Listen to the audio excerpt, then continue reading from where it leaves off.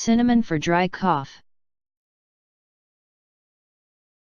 Honey, Mulethi, cinnamon.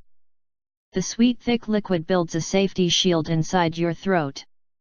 Combine 1/4 spoon of honey with similar quantity of Mulethi and cinnamon powder in water and have a 1 spoon daily at night when it is bedtime.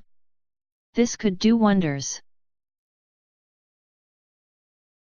Cinnamon.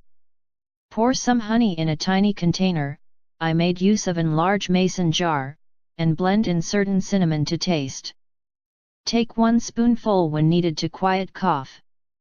Both cinnamon and honey are antimicrobial and antiviral, and also the honey jackets and soothes the throat.